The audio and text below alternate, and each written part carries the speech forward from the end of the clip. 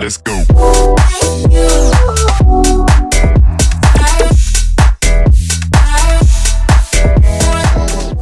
Pierre Gasly, quel avenir pour Pierre Gasly peut être objectif McLaren pour 2023? C'est la question qu'on va se poser ce soir. Effectivement, beaucoup de choses bougent, effectivement, d'ores et déjà dans le marché des transferts. Souvenez-vous, il y a quelques semaines, il y a un mois, un peu plus d'un mois maintenant, un certain Albert Fabrega, journaliste notamment pour DAZN, mais aussi qui travaille avec la F1, toujours très bien informé, a dit effectivement qu'il y avait déjà des choses qui bougeaient sur le plateau de la Formule 1 pour l'année prochaine, 2023. Il parlait même d'un certain échange entre deux écuries, entre deux pilotes de deux écuries. Bon, en tout cas à l'heure actuelle, on sait pas réellement qui sont ces pilotes-là, mais la situation a changé, notamment avec un renouvellement de contrat, celui de Sergio Perez, qui prolonge chez Red Bull jusqu'à fin 2024. Souvenez-vous d'ailleurs que le contrat de Pierre Gasly, selon Pierre Gasly, ce qu'il a pu dire en tout cas Pierre Gasly, le contrat avec AlphaTauri, plus généralement Red Bull, le lie à Red Bull jusqu'à fin 2023, justement. Donc là, la situation, quand même, elle évolue nettement. Alors, maintenant, qu'est-ce qui peut se passer? Est-ce que Pierre Gasly doit quitter d'ores et déjà l'univers Red Bull et AlphaTauri dès la fin de cette saison pour justement signer auprès d'une autre écurie, ou justement un autre pilote dans une autre écurie? Un certain Ricciardo est en grande difficulté. Ça ne semble pas réellement être une bonne collaboration entre Daniel Ricciardo et McLaren. Les choses peuvent évoluer rapidement. En Formule 1, on l'a déjà vu par le passé, notamment avec le transfert justement de Sébastien Vettel du côté de chez Aston Martin, anciennement Racing Point. Et on a vu un Perez, justement, qui a prolongé avec Red Bull, finalement ne pas être très loin de ne pas avoir de baquet pour l'année suivante en Formule 1. Les choses vont très vite en Formule 1, donc tout peut se passer. On va en discuter forcément ce soir, les copains, pour exclamation Radio F1 pour venir rejoindre cette magnifique libre antenne F1. Grâce à vous, c'est une magnifique libre antenne F1. C'est grâce à vous si on peut effectivement parler totalement librement de Formule 1 sur cette chaîne, notamment les copains. Bon, pour venir parler, on va prendre quelqu'un comme le veut la tradition. Et on va faire monter, tiens, Baby Choum dans un premier temps. Merci beaucoup Baby Choum d'être là. Et comme le veut la tradition, c'est Baby Choum qui est là. Comment ça Baby Choum? Salut Alex, salut le chat. Bah écoute, ça va super. Bah oui, ça va super. Forcément, on vit plutôt... Tu t'es remis quand même du Grand Prix Monaco? Non. Très bien. Et ben c'est pour ça qu'on va discuter d'autre chose que le Grand Prix de Monaco, effectivement les amis. Voilà. Salut, je viens d'arriver, le live vient de commencer ou j'ai raté plein de choses? Non, le live vient de commencer, à peine effectivement sur la libre antenne F1, ne vous inquiétez pas. J'espère que Pierre va sortir du géant Red Bull. C'est vrai que c'est la grande question. Est-ce que Pierre Gasly doit quitter le géant Red Bull? Est-ce que Pierre Gasly doit quitter AlphaTauri? Est-ce que Pierre Gasly doit aller voir autre part, aller tenter l'aventure dans une autre écurie? McLaren, on en parle forcément là à l'instant, notamment peut-être que l'orange lui va bien, ou peut-être auprès d'une autre écurie. Aston Martin peut-être, même si Aston Martin a expliqué notamment très récemment, aujourd'hui d'ailleurs, que au moment où on fait ce live, que l'avenir allait se faire avec Sébastien Vettel, si Sébastien Vettel le veut. Bref, on a à la fois des portes qui s'ouvrent pour Pierre Gasly, mais à la fois, en fait, finalement, ce sont très peu de portes, et la situation est quand même assez compliquée, Baby Choum. Bah elle est très compliquée pour lui, sachant que bon, on sait que là, depuis l'année dernière, il est bloqué chez AlphaTauri. Ouais. Clairement, donc oui, il y a deux options qui s'offrent à lui. C'est soit de rester encore chez AlphaTauri si vraiment il veut son baquet Red Bull, attendre la fin de contrat de Perez et ensuite potentiellement prendre sa place si c'est pas Albon ou un autre qui vient encore lui chipper la place. Ouais. Ce qui est un pari risqué. Ou alors la solution que je pense que pas mal de personnes attendent, c'est de s'émanciper du giron Red Bull et d'aller voir ailleurs et enfin de se lancer entre guillemets en solo quoi. Ouais. Et d'aller voir ailleurs, d'être plutôt acteur de ses choix de carrière et pas spectateur. Parce que la position de Gasly, en fait, je la trouve assez bizarre, en fait, dans le sens où on sait tous que c'est un très bon pilote et qu'il attend juste d'être dans une top team qui lui fasse confiance pour performer et montrer vraiment ce qu'il est capable de faire. Et on sait ce qu'il est capable de faire. On l'a bien vu, justement, avec cet AlphaTauri et Toro Rosso avant. Et en fait, j'ai l'impression que les choix qui s'offrent à lui, on a l'impression que c'est des choix par défaut. C'est un peu ça. D'écurie en fait que on va virer notre pilote pour te prendre, mais c'est pas genre l'écurie qui va faire une demande concrète à Gasly pour le recruter à tout prix, tu vois. Et c'est ça que je trouve bizarre comme situation avec Pierre. Ouais. Pierre qui dit en vrai un échange cet été entre Ricciardo et Gasly peut arriver, sûrement peu probable mais pas impossible. C'est vrai que Baby Chum, il y a un truc que Pierrot, que je veux dire Despiello dit beaucoup. Les contrats sont faits pour être cassés, pour être déchirés. C'était qu'un bout de papier d'une certaine manière. Et c'est vrai que là, cette situation-là, au vu de la situation de Ricciardo, quand on entend les propos de Zak Brown, tout peut se passer.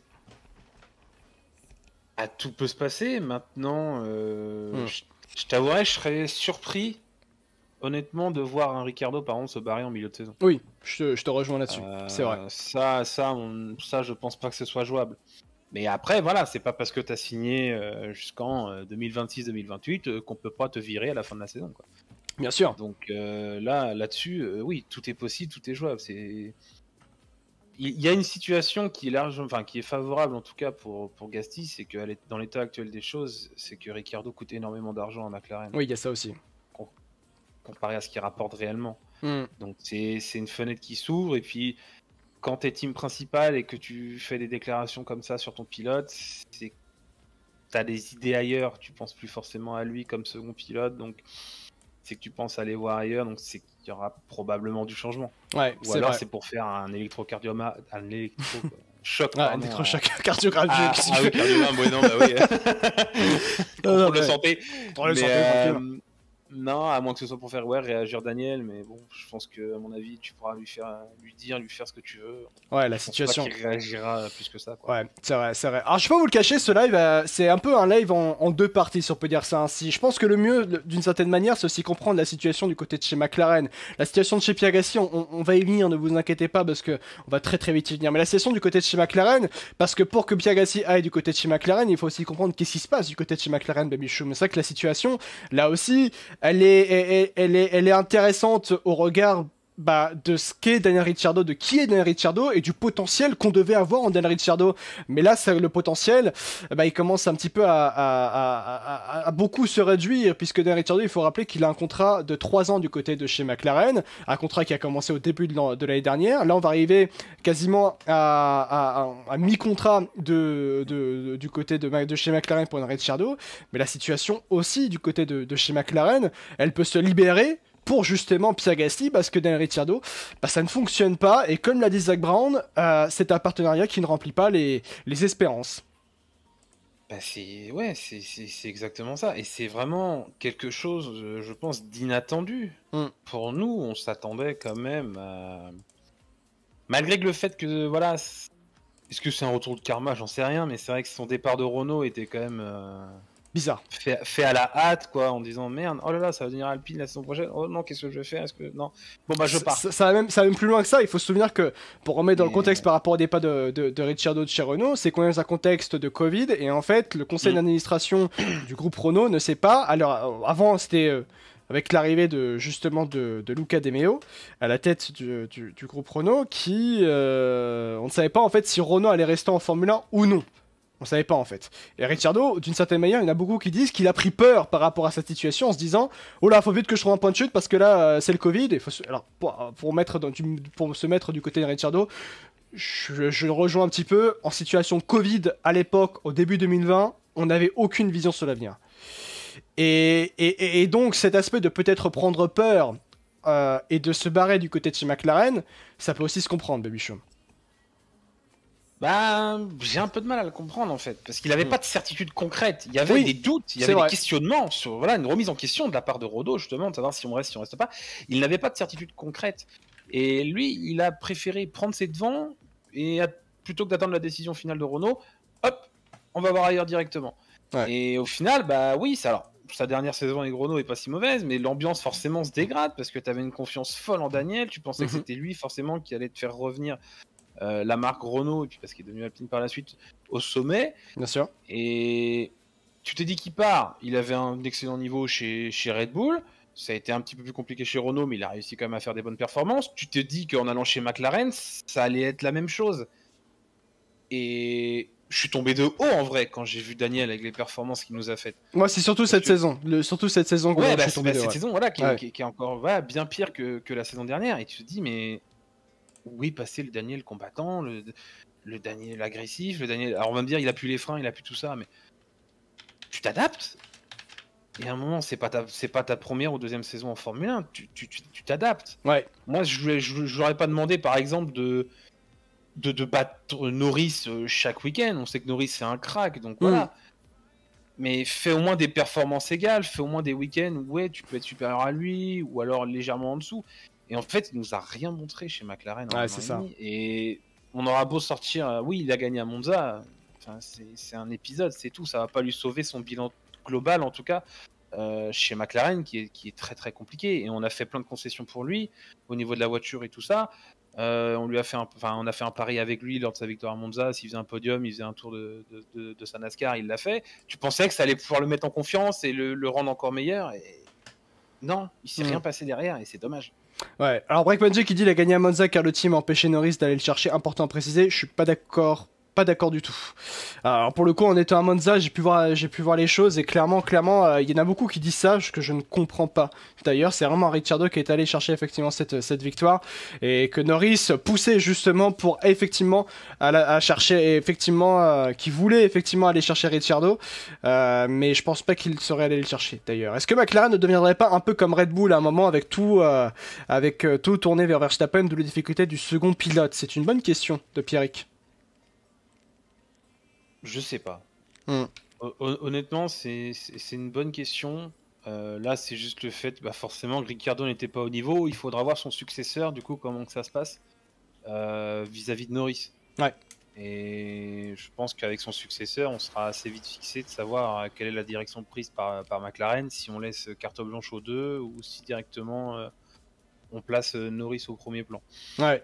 J'avoue que la décision de McLaren là-dessus, j'ai un peu de mal à me prononcer pour la suite. Ouais, c'est vrai aussi. Pour donner une petite comparaison par rapport à la situation de Ricciardo du côté de chez McLaren, ce qui est important de noter, c'est aussi la comparaison notamment en course. Déjà, la comparaison par rapport à Lando Norris. Alors, vous me pardonnerez notamment, j'ai pris ça notamment du côté de chez The Race, mais c'est intéressant de noter ça. Je vais enlever notamment juste le message, notamment ici, de Pierrick. C'est la différence, effectivement, entre Daniel Ricciardo et Lando Norris par rapport au fil de cette saison 2021 de Formule 1. C'est intéressant de noter ça et de voir aussi que dans cette saison où notamment effectivement Ricciardo devait nettement élever son niveau par rapport à l'an dernier, finalement on voit un Ricciardo qui est vraiment en deçà des performances de Lando Norris. Déjà le premier Grand Prix de la saison, alors oui, Ricciardo est devant Lando Norris, mais c'est dû au fait qu'il y avait eu une erreur au pit de McLaren et aussi la monoplace était catastrophique. Il y avait aussi ça par rapport à ça du côté de Lando Norris. Et puis en Arabie Saoudite, il y a un DNF de Ricciardo suite à un problème mécanique, mais Lando Norris termine 7ème. En Australie, 6ème pour Ricciardo, là on se dit c'est bien.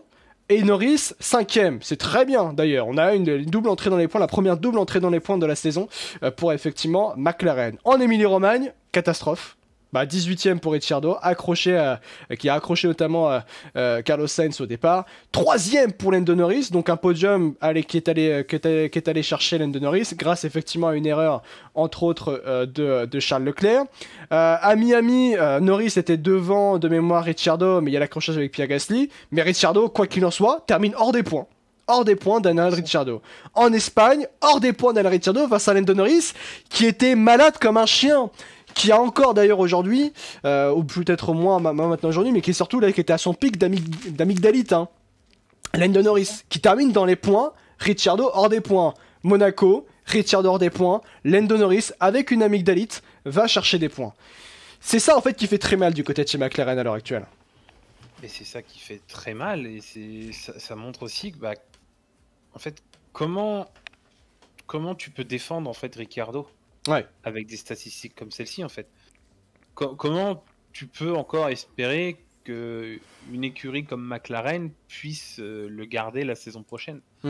En gros, c'est pas concevable. On a fait 7 grands prix cette saison.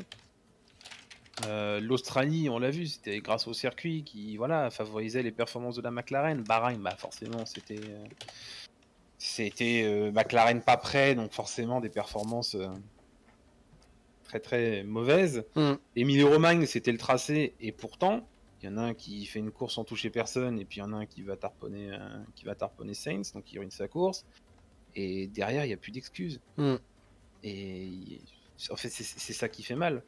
C'est là pour moi, oui, Norris est très bon, Mais oui, il y a ça aussi. Norris, disons-le clairement, Norris c'est vraiment très bon. Il n'y a pas de souci sur ça. Sauf que là, il s'en rapproche pas. En fait, c'est ça. Mais en fait, le truc, c'est que oui, Norris c'est très bon, mais là, tu vois, c'est juste, t'as l'impression, tu sais, qu'il va faire des performances absolument incroyables avec une McLaren. T'as l'impression qu'elle est complètement claquée au sol, alors qu'au final, c'est juste les performances plus que moyennes, voire ridicules de Ricciardo, qui font que du coup, les résultats de Norris, hormis son podium à Emilie-Romagne, sont exceptionnels au vu de la McLaren.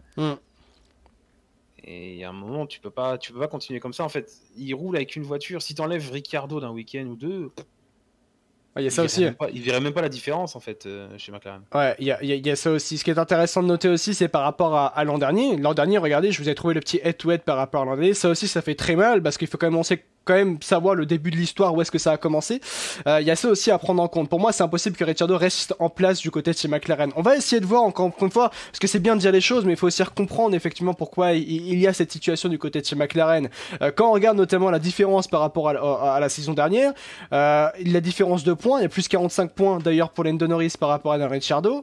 Lando Norris a terminé 15 fois devant Daniel Ricciardo l'an dernier, notamment surtout en début de saison, Ricciardo était vraiment nulle part. On se souvient notamment que à Monaco, Ricciardo s'est pris un tour par Lando Norris, notamment aussi en Émilie-Romagne, à Imola, où d'ailleurs je crois l'an dernier aussi Norris fait un podium, si je me trompe pas, en Émilie-Romagne. Il y a 4 podiums pour Lando Norris contre 1, notamment avec Daniel Ricciardo.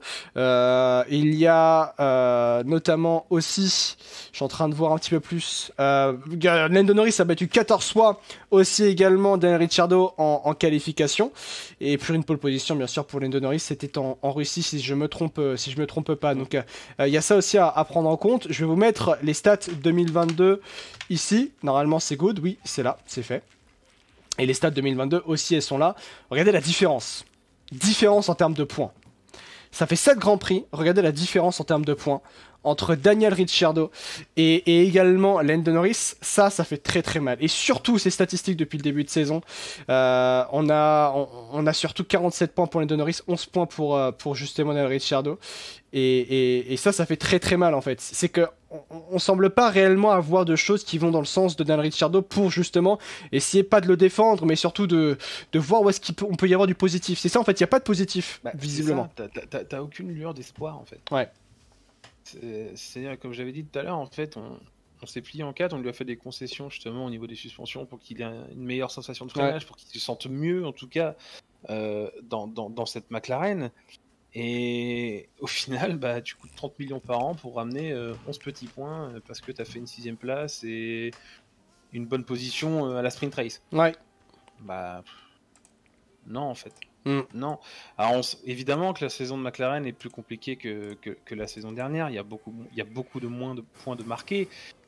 Mais justement, en fait, c'est ces points-là qui vont compter. C'est ces points-là qui vont être importants. Et c'est tous les points que Daniel n'a pas réussi à gagner qui vont peut-être compter en fin de saison. Ouais. Face à Alpine, par exemple. Et Norris, en fait, le truc en F1, c'est que tu peux pas non plus tout faire tout seul. Ouais. C'est que t'as beau surperformer, c'est un peu le même débat, tu vois, qu'on a avec Ferrari notamment. C'est que si le Grand Prix où Norris n'est pas là, et ben il faut que Ricciardo réponde présent. Et Ricciardo ne répond pas présent. Et c'est ça qui est problématique. Il y a aussi, on peut avoir une explication, je sais pas si MMG est présent dans le chat, et si je viens notamment venir dans cette libre antenne F1, mais il y a aussi l'aspect de la voiture. Faut savoir quand même que la voiture, cette MCL36, a été faite notamment en prenant en compte les problèmes qu'avait eu Daniel Ricciardo l'an dernier. Alors il y a aussi un truc à comprendre par rapport à ça, c'est qu'il y a des pilotes à qui cette nouvelle ère de la Formule 1 ne convient pas. Notamment Nicolas Latifi dit « j'ai du mal avec cette nouvelle ère de la Formule 1 », contrairement à l'an dernier où il arrivait à se rapprocher de George Russell, par exemple. Là, avec cette nouvelle ère de la Formule 1, il y a des pilotes qui ont du mal, mais qui s'adaptent, qui arrivent à s'adapter. Notamment Yuki Tsunoda au début de la saison disait « à cette nouvelle ère de la Formule 1, faudra que je travaille ». Il a travaillé, et regardez ce que fait Yuki Tsunoda. Et justement par rapport à cette MCL36, elle a été faite en prenant en compte les problèmes qu'avait eu Daniel Ricciardo l'an dernier, notamment avec le système de suspension pull rod, qui permettent notamment une meilleure maniabilité au niveau de la monoplace, au niveau d'entrée de virage, parce que Ricciardo est un gros freineur. Mais même avec ça, c'est trop compliqué pour Daniel Ricciardo à Baby Show. Bah ouais, c'est beaucoup trop compliqué, alors qu'en plus c'était une saison pour, on va dire, allez, on met carte blanche et puis on oublie le passé, on repart de zéro, on y va. Ouais. on fonce, vas-y Daniel, rachète-toi cette saison, tu feras mieux, t'inquiète pas. Ouais. Non. Ouais, non. Non, c'est ça qui est dommage. Et je sais que j'aime Daniel, hein. Putain, c'est quand même un sacré personnage dans le monde de la F1, quoi. Ouais. Et franchement, bah ouais, ça fait mal en fait de le voir dans cette position-là. Ouais. Que tu te dis que bah tu peux pas défendre l'indéfendable et les chiffres parlent pas pour lui. Et je pense que tu auras beau tout essayer, changer la voiture, changer son pilotage, changer de comportement, changer de ce que tu veux. De l'extérieur, t'as pas l'impression qu'il y a grand chose qui va changer. Ouais. Et que bah il a dit que oui, il finirait avec McLaren, mais est-ce qu'il aurait imaginé finir avec McLaren de la sorte? Ouais, c'est ça aussi. Je pense pas, quoi. Ouais. Et c'est ça qui fait mal. Faut savoir qu'il faut quand même se souvenir qu'on disait au début de McLaren, enfin au début de cette saison, notamment par rapport à c'est moi qui pensais ça, peut-être naïvement, que McLaren pouvait peut-être toucher, espérer le Graal cette saison. C'est certainement que non, encore une fois, même si je pense très sincèrement que sur certains tracés, la McLaren peut vraiment faire très très mal, à l'image de Monza l'an dernier, notamment la Russie aussi. Circuit style Russie, pas la circuit cette saison, enfin la Russie cette saison quoi.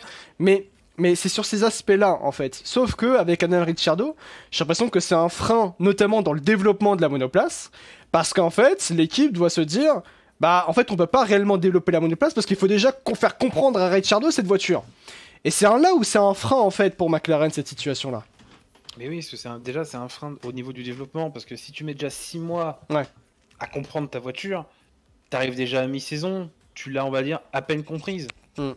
Bah oui, mais pendant que les autres ils ont travaillé comme des acharnés, qui l'ont comprise dès le 3e, 4e Grand Prix, et voilà, qui ne font déjà plus qu'un avec leur voiture. C'est ça le problème, parce que le fait d'être 13, 14, 15e, tu veux développer quoi sur la voiture? Comment tu veux mieux la comprendre la voiture? En fait c'est ça, c'est que tu peux pas être performant à ce niveau-là. Donc du coup c'est effet boule de neige quoi, donc t'es pas performant, donc du coup tu galères à trouver les points clés sur ta voiture, donc du coup tu t'enlises encore plus, et tes résultats bah, ils stagnent ou ils sont pires de Grand Prix en Grand Prix. Ouais. En fait, et c'est une boucle sans fin pour Daniel chez McLaren. Ouais, c'est vrai, c'est clair. Je comprends totalement ce que tu veux dire par rapport à ça. Je l'ai un petit peu au message dans le chat. Hello, Ricciardo est sauvé par sa victoire l'an dernier à Monza, mais il me déçoit énormément. Je pense qu'il a plus envie. Je posais cette question. Je vais vous poser notamment cette question juste après dans le chat, et que les autres comprennent et savent développer la voiture aussi. Oui, il y a ça aussi, bien sûr. Ricciardo me fait penser à un grand skieur américain, Ted Ligety, qui cartonnait dans cette discipline. Il y a eu de nouveaux skis et l'américain était largué. Là avec Ricciardo, c'est un peu pareil. On peut penser à ça aussi. Norris a dit dans une interview récemment qu'il est encore en train de s'adapter à la monoplace, qu'il n'arrive pas encore à en faire ce qu'il veut, et pourtant il arrive à en sortir un gros potentiel. Ricciardo est plus lent et fait plus d'erreurs, et dans le budget cap, cela est pas acceptable, nous dit KFC Peugeotman. Il a raison d'une certaine manière. Oksana, je pense que pas que ce soit une perte de vitesse ou de talent, mais il semblerait que la McLaren ne lui convienne pas du tout. Plus perte de confiance, forcément quand vous n'arrivez pas à faire performer cette monoplace, vous avez une forte perte de confiance. Bonsoir à tous. Gasly chez McLaren, est-ce vraiment la bonne solution? L'AlphaTauri est aussi une bonne voiture. Oui, mais AlphaTauri a surtout un plafond de verre et n'est pas censé aller chercher un titre de champion du monde, par exemple, à la différence de McLaren qui a réellement ce projet là-dessus. Pour moi, c'est clair, la solution est sous notre nez. Fernando Alonso est sans contrat pour 2023. McLaren doit sauter sur l'occasion. Bonsoir, non. On va y venir, on va y discuter, bien sûr. Oui. Ricciardo est dépassé par les jeunes, il n'arrivera pas à remonter la pente. Comme l'a dit Villeneuve, pour le moment, Ricciardo coûte juste de l'argent à McLaren. Tu es d'accord avec ça, Baby Chum? Bah, totalement. En fait. Totalement, il ne peut rien faire, donc oui. Ouais. Il fait acte de présence sur la grille. Ouais. Il y a ça aussi. Ricciardo est limite un boulet pour McLaren. Oh, c'est dur, quand même. Sacha, qui vient d'arriver dans le chat, je t'avais dit qu'il n'avait pas la motivation, Ricciardo. D'ailleurs, c'est vrai que tu nous l'avais dit. Alors, est-ce que c'est une question de motivation? Ça, encore une fois, Ricciardo, j'ai l'impression qu'il marche à la carotte, si on peut dire ça ainsi. Je sais pas si tu vois ce que je veux dire. Quand il était chez Renault, le coup du tatouage par Cyril Abitboul. Quand il est arrivé chez McLaren, le coup du... c'était un tatouage aussi, non? Ou au NASCAR. Jack Brown, c'est lui qui se l'est fait, je crois. Oui, c'est lui qui se l'est fait naturellement. Mais alors NASCAR, oui, c'est vrai que le coup de la NASCAR, voilà. Donc voilà. On va trouver qu'est-ce qu'on peut lui trouver du coup d'intéressant à faire. Il y a qui performe. Ouais. Trouver. Sacha, si tu veux venir parler, n'hésite pas, viens si tu veux, Sacha, avec un grand plaisir. Ça fait longtemps qu'on t'a pas entendu en plus. On sait pourquoi il est parti de Red Bull. Ricciardo, la vraie raison, Max Verstappen. Verstappen. Et faut savoir que Ricciardo, quand même, Ricciardo quand même part de chez Red Bull pour la raison que, bah oui, Red Bull, il a le sentiment, bien qu'il a le sentiment, encore une fois, que Red Bull se tourne vers Max Verstappen plus que vers lui. Quand il file chez Renault, et chez Renault, sur quoi on tombe? Bah Ricciardo il tombe sur un groupe automobile, un constructeur automobile français, qui fait confiance à un pilote français. Donc il quitte Renault aussi, d'une certaine manière, presque pour les mêmes raisons, entre autres, que lorsqu'il est parti de chez Red Bull. C'est ça qui est quand même fantastique. Et là il tombe chez McLaren, oh bah tiens, Lando Norris. On a quand même des choix de carrière chez Ricciardo, là par contre faudra en parler. Hein. Il y a des pilotes comme ça. Hein. Ouais. Ils pensent faire une bonne affaire et au final, ça se retourne contre eux malheureusement. Quoi. Ouais. Donc ouais, bah, il suffit de voir la qualif du Mexico pour voir que Ricciardo ne comptait plus pour Red Bull. Ah oui, quoi, il fait une pole position, je crois. Je crois qu'il fait une pole position et tout le monde s'en bat les couilles du côté de chez Red Bull. Tout le monde fait ouais, super. Bakou, hein. Oui, Bakou, oui aussi. C'est ta faute, Daniel. C'est ta faute, Daniel. Voilà. Alors que pas du tout. Max. Ah, voilà. Je pense que Daniel a perdu pied depuis ses déboires avec Red Bull en 2018. Peut-être encore une fois. Mais par contre, ce qui est vrai, c'est qu'on a le sentiment que justement. La deuxième partie de saison 2021 aurait dû être un élément déclencheur littéralement pour Daniel Ricciardo, notamment cette victoire à Monza. Finalement, en fait, ça n'a, je dis pas que ça n'a pas eu d'effet, mais ça n'a pas eu assez d'effet, si on peut dire ça ainsi. Bah, ça n'a pas eu l'effet escompté en tout cas. Ouais. On s'est dit ça y est, il va être lancé. Alors oui, si on n'est pas en fait, comptablement parlant, sa seconde partie de saison est bien meilleure que sa première. Oui. Mais voilà, elle est encore un petit peu en deçà, tu vois. Ouais. Il y a encore des erreurs bêtes et possibles ou des manques de performance flagrants, mais fondamentalement, sa seconde partie de saison est meilleure. Oui. Et ça aurait pu, voilà, comme tu as dit, capitaliser là-dessus et voilà, repartir vers 2022 sur un meilleur pied. Et non, c'est ça le problème. Et c'est quand on voit en fait tous les autres pilotes, les Charles Leclerc qui disent moi j'ai changé ma méthode de pilotage, de freinage, je freine différemment. Même Yuki Tsunoda cette saison. Hein. Voilà, ouais. Yuki, on connaît Yuki, hein, voilà. Ouais. Plus flemmard tu meurs. Ouais. Non, bah lui pareil, il s'est adapté, il a bossé. Alors oui, à l'inverse aussi, il y en a qui sont pas adaptés comme tu l'as dit, Latifi, Schumacher, peut-être Stroll, voilà, qui sont vraiment plus en galère avec ce genre de monoplace. Mais comme Perez aussi, par exemple, qui disait que ses voitures c'était de la merde. Alors au final, bon, bah, je pense qu'il regrette un petit peu d'avoir dit ça. Et bah on a Daniel qui lui ne la comprend pas, qui doit se dire putain c'est des voitures de merde, qui est au fond du fond en fait comparé à tout ça quoi. Il y a ça aussi. Et en plus t'as de l'expérience en F1 donc c'est ça qui est surprenant. Oui c'est ça qui est entre guillemets problématique par rapport à la situation, si on peut dire ça ainsi. Et MMG qui vient d'arriver, comment ça MMG? Bonsoir, un peu fatigué parce que j'ai une très longue journée du boulot, mais j'ai à peine de rentrer. Voilà, ouais, mais tu vas te remotiver forcément pour parler Formule 1, ça c'est sûr et certain. La situation de Ricciardo, c'est vrai que par rapport à Pierre Gasly, c'est vrai que pour effectivement imaginer Pierre Gasly du côté de chez McLaren, faut quand même imaginer qu'est-ce qui se passe du côté de chez McLaren. C'est pas seulement dire oui Ricciardo, c'est pas bien du côté de chez McLaren, il faut aussi comprendre ce qui se passe. Et effectivement qu'on compose effectivement toutes les raisons. Il y a aussi la raison que Ricciardo a un salaire démesuré. Jean Mur, les grands esprits se rencontrent. C'est exactement ce que je voulais dire. C'est quel salaire de Ricciardo? Et le salaire de Ricciardo, ça fait beaucoup. Pour un pilote qui est en grande difficulté. Oui, tout à fait. C'est un salaire de 30 millions annuels. Ouais. Que ça a été signé du coup en 2020. C'était un contrat sur 3 ans, donc qui est valable jusqu'en 2023. Ouais. Du coup, puisqu'il a été signé au milieu 2020 pour 2021. Et donc aujourd'hui, oui, 30 millions d'euros, 30 millions, c'est un énorme salaire. Rares sont ceux qui sont dessus. Je crois qu'il y a Hamilton, il y a Verstappen. Ils sont pas nombreux, hein. Ils se comptent sur le doigt d'une main. Donc normalement, il est censé être un pilote élite. D'autant qu'il fait valoir notamment son expérience chez Red Bull face à Daniel Ricciardo, où il a su réaliser de très bons championnats.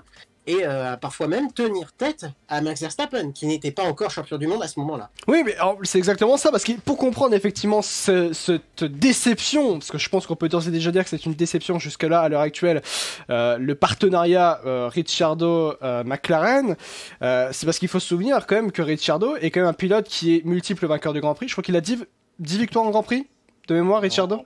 Moi 7, 8.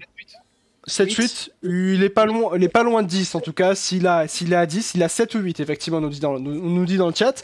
Voilà, c'est quand même un pilote qui est multiple vainqueur de Grand Prix, qui a l'expérience d'un team qui est multiple champion du monde, d'un multiple champion du monde, à savoir Red Bull, 4 fois champion du monde, pilote et constructeur au moment où il y est. Daniel Ricciardo, c'est pas anodin. Encore une fois, quand il arrive du côté de chez Red Bull, c'est le futur espoir de Red Bull, le pilote qui est censé ramener encore une fois un nouveau titre à Red Bull, bien sûr. Sauf qu'il y a eu l'ère hybride et là la situation c'est nettement compliquée. Bref, en tout cas, c'était lui le pilote du côté de chez Red Bull. Puis il y a eu Max Verstappen, bien sûr, on connaît l'histoire, mais quoi qu'il en soit, c'est qu'il y avait un potentiel qui était fantastique pour Daniel Ricciardo, un pilote qui je dis bien avait un potentiel, parce qu'aujourd'hui Ricciardo il a un âge un peu plus avancé, forcément, et donc donc il a plus de 30 ans. Donc la situation est différente. Il a battu notamment Vettel qui sortait de 4 titres de champion du monde aussi également. Donc il y a ça aussi à prendre en compte par rapport à Ricciardo, parce que cette déception, elle vient aussi de là, d'un pilote qui avait beaucoup de potentiel, mais qui peut-être a fait des mauvais choix de carrière, et puis aussi n'arrive pas à s'adapter à cette nouvelle ère de la Formule 1.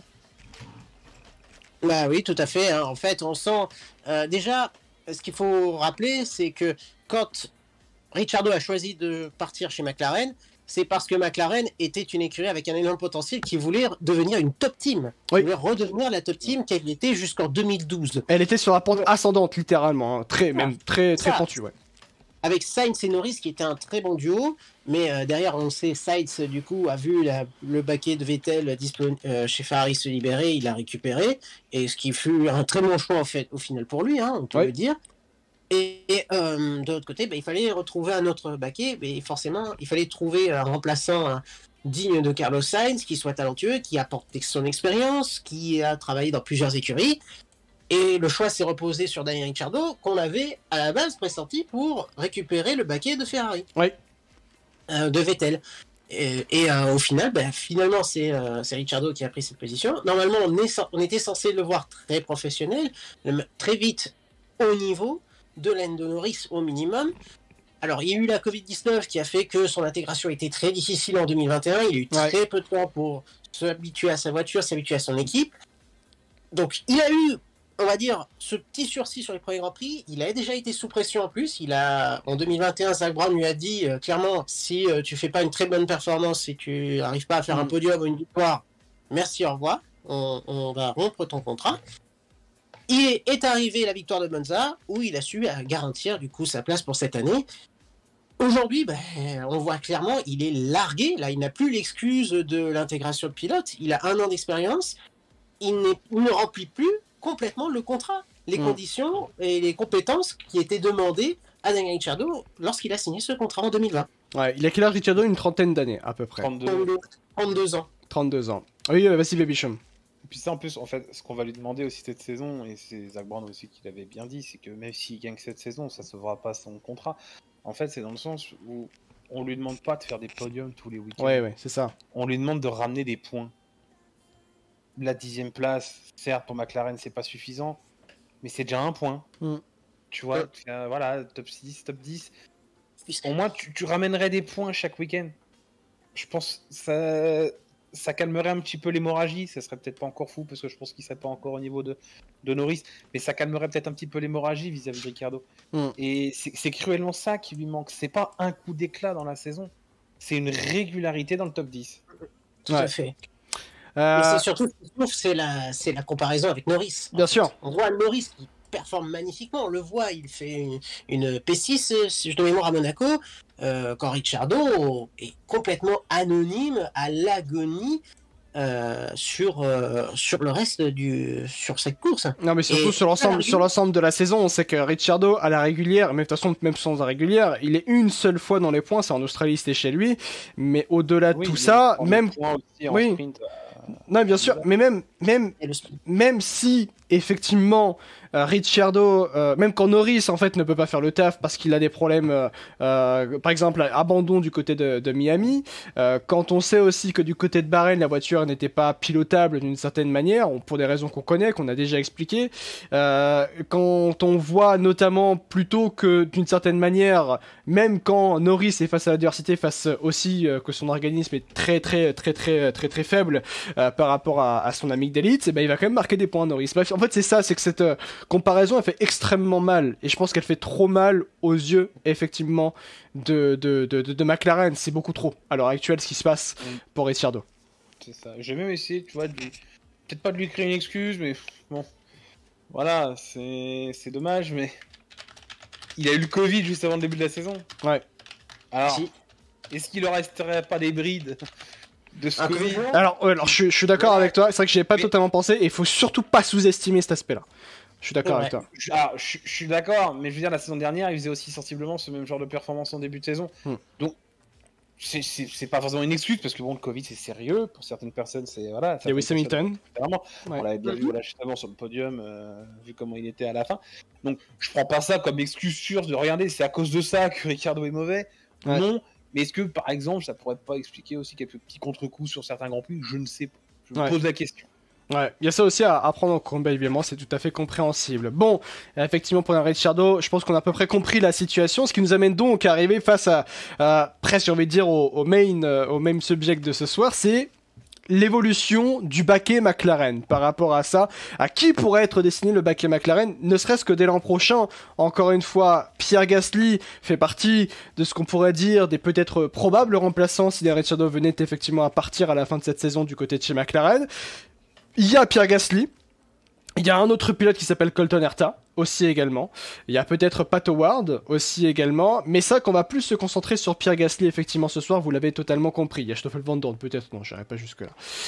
Van Dorn, croyez-moi qu'il pense à autre chose à l'heure actuelle. Vettel aussi, mais il a de bonnes perfs après, chacun est différent. C'est vrai, à mon avis, McLaren a choisi de développer Norris et Daniel, est arrivé pour le faire monter et probablement devenir champion du monde. Peut-être, on verra. Enfin, c'est une possibilité, c'est vrai. Mais la situation aujourd'hui du côté de chez McLaren, elle est très compliquée, elle est assez complexe comme on peut le comprendre.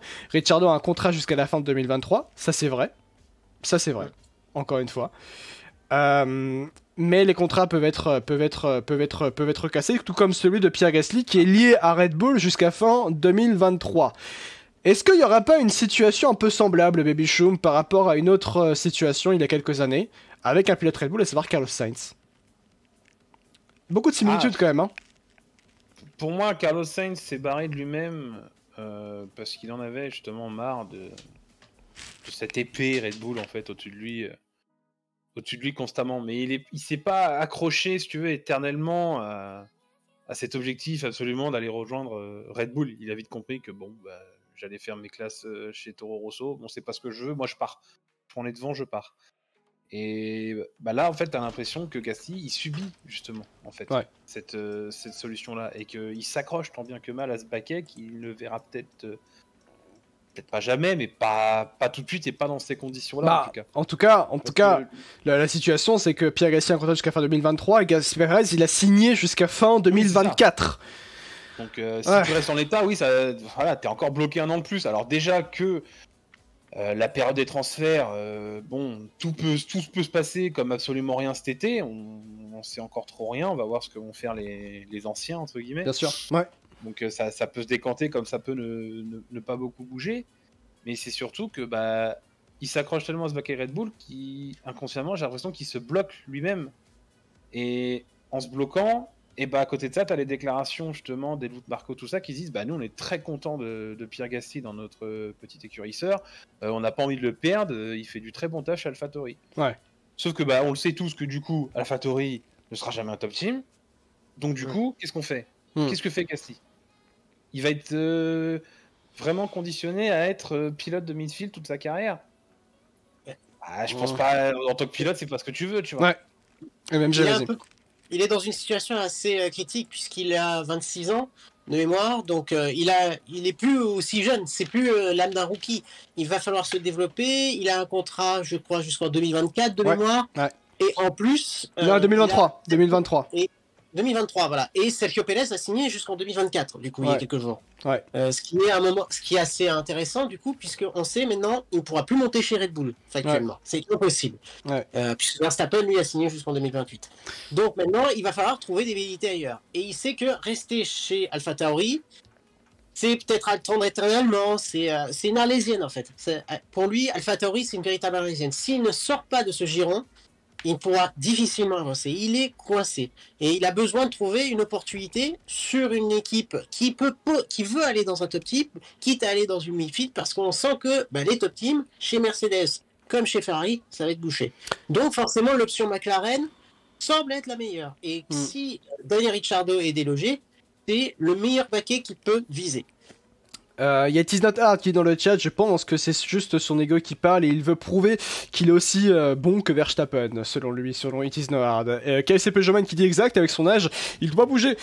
Pierre Gasly, il a fait son temps chez AlphaTauri, d'une certaine manière on dit Jean Mur, je pense que on peut comprendre cet avis-là, dans le sens où Pierre Gasly aujourd'hui est du côté de chez AlphaTauri depuis 2019. Depuis 2019, après le passage express du côté de chez Red Bull, et qu'aujourd'hui, quand on voit que c'est un vainqueur de Grand Prix, pilote aux multiples podiums d'ailleurs en Formule 1, il y a tout ça à prendre en compte, effectivement, pour Gasly, et effectivement rester du côté de chez AlphaTauri quand on a le potentiel que peut avoir Pierre Gasly, clairement on veut viser plus haut, et aujourd'hui, disons-le clairement, on évoquait d'ailleurs cette idée-là, Baby Choum, il y a l'an dernier notamment, est-ce que AlphaTauri, en s'émancipant de plus en plus de Red Bull, peut devenir une écurie pouvant prétendre à de plus grandes aspirations qu'aujourd'hui?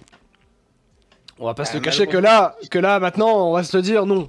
Voilà, non, forcément, on veut perdre de cette là non. Mais je pense pas que ce sera possible, que ce soit sur le court, moyen, long terme. Ça la mettrait mal déjà à Red Bull de se faire battre par sa petite sœur. Ouais. C'est arrivé une fois dans l'histoire, c'était en 2008. Bien sûr, ça prendrait un coup monumental, surtout que le Red Bull de 2008 n'est plus du tout le Red Bull d'aujourd'hui, hein, avec maintenant tous les tirs de champion qu'ils ont, donc c'est clairement impensable. Mais c'est surtout que là où Pierre aussi n'a pas de chance, c'est que c'était des prolongations en disant je reste chez AlphaTauri parce que j'ai pas de place ailleurs. Parce que tout est bloqué, parce que tout est verrouillé, parce qu'il y a encore les anciens qui sont là, on ne sait pas trop quand est-ce qu'ils vont partir.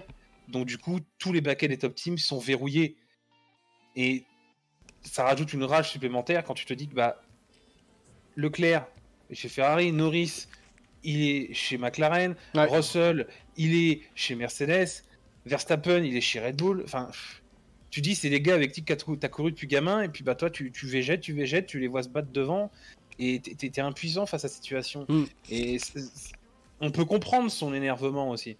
On peut comprendre son énervement, son impatience de se dire mais moi je veux être avec ces gars-là. Je sais que j'ai les capacités, je sais que j'ai les moyens de me battre avec ces gars-là. Mais donnez-moi l'opportunité de me battre avec ces gars-là aussi. Et le truc, c'est que oui, il va pas attendre éternellement. Comme on a dit, déjà 26 ans, ça commence déjà, mine de rien. Maintenant, on commence de plus en plus jeune, donc 26 ans, ça commence. Ouais, c'est vrai.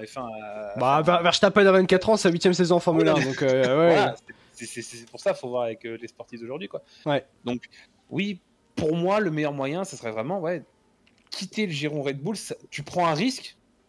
Effectivement, tu prends un risque en faisant ça. Mais tu auras peut-être plus à gagner ailleurs. C'est exactement ce que dit Sacha notamment dans le chat, j'ai mis son message en avant, c'est que si Gasly ne prend pas le risque d'aller chez McLaren, je pense que c'est quasiment fini pour lui. Peut-être pas dans sa carrière en Formule 1, mais dans ses espérances justement d'aller chercher un baquet intéressant pour aller chercher un titre mondial, qui est l'objectif d'ailleurs de tout pilote ayant notamment le potentiel, bien évidemment, de Pierre Gasly. Il y a un moment critique, mais les portes sont bouchées, nous dit Not Hard, MMG.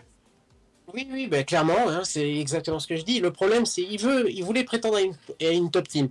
On a vu Mercedes, ils ont choisi Russell. Ils peuvent pas choisir Gasly parce que c'est quelqu'un d'une génération similaire et il n'est pas suffisamment complémentaire par rapport à George Russell. Donc ça ne peut pas être une bonne porte. Même si on a eu des rumeurs comme quoi ça pouvait être une opportunité au vu des tweets, au vu des réactions de Mercedes. Ce n'est pas forcément ce qui semble être le mieux. Chez Ferrari, même chose. De toute façon, Leclerc et Sainz, c'est bien figé.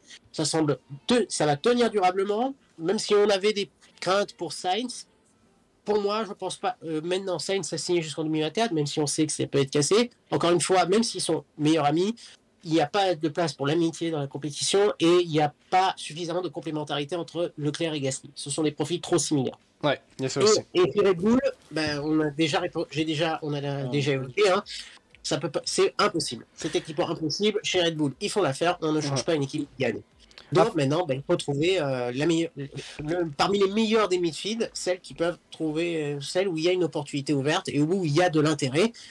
aussi bien pour Pierre Gasly que pour l'équipe en question. Et dans ce cas, c'est McLaren qui, bien sûr, semble mieux tenir la corde. Il y a Break Magic qui dit quelque chose de très intéressant. Vas-y, Babichum, vas-y. Non, vas-y, je te laisse faire la transition, mais j'allais venir. Ouais, c'est que il y a Break Magic qui dit là, on n'est pas forcément plus verte ailleurs. J'attendrais plus une place chez Fefe ou Merco personnellement. Le problème par rapport à ça, c'est que si on commence à dire que oui, l'herbe n'est pas plus verte ailleurs ou quoi que ce soit, déjà de base, si tu restes chez AlphaTauri, tu feras pas, entre guillemets, tu te battras pas pour des titres mondiaux, soyons très clairs là-dessus. Et au-delà de ça, il y en a beaucoup qui disent aussi également, oui, mais s'il va chez McLaren, il sera face à Lando Norris, Lando Norris c'est l'homme de McLaren, ainsi de suite. Bah oui, c'est comme ça qu'on montre son talent aussi, c'est c'est pas en restant face à des pilotes entre guillemets moindres, notamment je pensais à Brandon Hartley qui n'a pas vraiment réussi en Formule 1, face à Kvyat aussi qui n'a malheureusement pas trop réussi en Formule 1, même s'il a eu plusieurs chances, il a été très honorable d'ailleurs Daniel Kvyat, mais voilà, il y a toutes ces situations là où justement oui, mais c'est en étant face à l'adversité, face à la difficulté que tu montres qui tu es. Exactement, qui est le potentiel que tu as. Donc puis en allant chez McLaren, ce sera un défi, s'il va encore une fois, attention, s'il va chez McLaren, oui ce sera un défi, en allant dans une écurie hors Red Bull, sortant de la filière Red Bull, sortant totalement de l'univers Red Bull, et bien sûr en étant face à Lando Norris, qui se montre comme étant l'homme fort de McLaren aujourd'hui, avec de l'expérience, en se montrant d'ailleurs comme étant un pilote presque qui a plus que son âge d'ailleurs. C'est ça, et puis après, l'herbe n'est pas forcément plus verte ailleurs. Tu ne sais pas tant que t'es pas allé voir ailleurs. Eh oui, exactement. Et comment dire, au moment de la carrière de Gasly actuellement, c'est un risque qui vaut la peine d'être pris en fait. Ouais. Pour moi, il a tellement été bloqué, et il va encore rester bloqué un an. C'est un Vas-y, peu le problème. C'est un peu le problème de la politique de la F1 aujourd'hui. C'est ça justement. C'est que tu te retrouves bloqué. T'as peut-être une porte. Alors, ça se trouve qu'on va complètement se faire bait et qu'on va voir un Colton Herta ou un Patricio Howard et on va pas comprendre ce qui se passe et Gasly va encore se retrouver chez AlphaTauri. Ça, on n'en fait absolument rien. Mais c'est sûr qu'après, le choix logique pour McLaren, forcément, s'ils veulent progresser, ça serait de prendre Gasly. En fait, c'est quelqu'un qui peut fonctionner maintenant et pas notamment un Colton Herta ou un Pat Howard qui, eux, n'ont pas cette expérience nécessaire pour faire évoluer à McLaren dans cet aspect-là. Ça, et puis là, en plus, c'est l'homme d'une écurie. C'est l'homme d'AlphaTauri, c'est le pilote référent d'AlphaTauri. C'est le leader. Sachez que si Pierre Gasly venait à quitter AlphaTauri, je pense qu'AlphaTauri, ça descend, c'est à descendre, pas à descendre en enfer, mais voilà quoi. Là, cette fois-ci. C'est parce qu'il va falloir assumer le rôle de leadership. Et c'est pas si évident que ça. Et Gasly lui-même l'a appris. Ouais.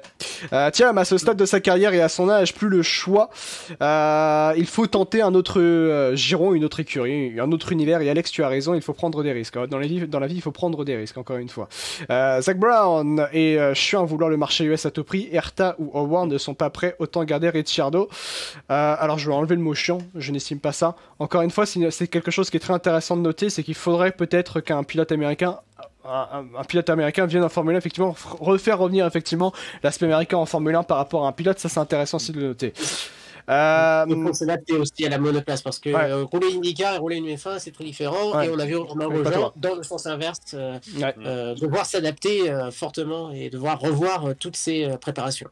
Avzark, Gasly doit avoir un pilote d'expérience avec lui comme Alonso Bottas pour qu'il puisse mieux se développer ailleurs que chez la filière Red Bull. Bon, je suis pas totalement d'accord. Encore une fois, je pense que Gasly a démontré par son potentiel et son talent. Je pense aussi qu'il y a une volonté. Sachez, vraiment, encore une fois, on est être humain, nous sommes des êtres humains. La volonté peut vous faire tout faire. Si Gasly a une volonté énorme de prouver en dehors, ça va être difficile de l'arrêter. Aujourd'hui, surtout, il est trop âgé pour faire face à des pilotes comme Alonso ou Bottas. Aujourd'hui, maintenant, il doit prouver justement qu'il vaut ces Alonso ou Bottas. Donc, il a besoin d'être dans ce leadership. Il a besoin aussi de trouver des équipes qui sauront lui amener des possibilités de podium à la régulière, voire des victoires. Et aujourd'hui, bien sûr, il ne l'a pas cette place sur AlphaTauri. Il a besoin de progresser et il sait que McLaren est une offre sérieuse. Et puis, il faut être à la hauteur de ses déclarations aussi, parce que voilà, on le voit depuis une saison ou deux, il a faim. Jamais, il a tellement faim, il est affamé, t'as l'impression qu'il sort de 40 jours de Koh-Lanta, le gars. Il y a un moment, t'es prêt à tout. mais tu es prêt à tout et tu sais que s'il part, il va se donner à 400% parce qu'il sait qu'il va repartir de zéro, qu'il sera plus dans son confort habituel qu'il a connu et qu'il va falloir se démener pour performer. Et je pense qu'on peut lui faire confiance, en tout cas, sur ce point-là, pour repartir de zéro et prouver enfin que c'est pas juste parce qu'il conduisait une AlphaTauri performante qu'il a fait des gros résultats, mais que c'est un pilote qui peut faire de grandes choses derrière en quittant. Et Chris dit quelque chose de très intéressant là-dessus, le marché est bloqué de toute façon en dehors de McLaren, parce que si on regarde, effectivement, on fait Mercedes, bouge pas, Ferrari, ça bouge pas, Red Bull, ça bouge pas, McLaren, ça bouge, oui, comme on Aston Martin, ça bougera pas, sauf si hein, Vettel décide de se barrer. C'est intéressant, soit il se passe, comme je disais tout à l'heure, en fait, soit il se passe rien, soit il va se passer des grandes choses, parce qu'on n'est pas à l'abri, on ne sait pas, peut-être une... Tout est possible en F1, mais ça se trouve que fin de saison, imagine, t'as Vettel et Hamilton, nous on part. Oui, c'est ça. Puis alors là, ça te fait un bordel. Et je crois que même j'avais un visuel effectivement qui résumait tout ça. Je sais de vous le retrouver. Ah, il est plus là? Oh là là, le visuel. J'ai fait un visuel, notamment les copains. C'était The Race qui avait fait ça. C'était un visuel de la part de The Race qui montrait effectivement tous les contrats. Ça doit être par ici. Je vais remonter. Inch'Allah, il est par ici. On va remonter. Oh, c'est le channel où tout le monde parle en plus. Oh là là. C'est un channel privé avec des... Ah, c'est bon, il est là. Il est là. Hop là, vous allez le voir ici. Hop là, il est là. Regardez un petit peu. C'était The Race qui avait fait ça. Toujours The Race, merci beaucoup. Je vais enlever le message de Pierrick, comme ça vous allez pouvoir tout voir. C'était avant la re-signature de contrat forcément de Sergio Perez, donc vous enlevez Sergio Perez.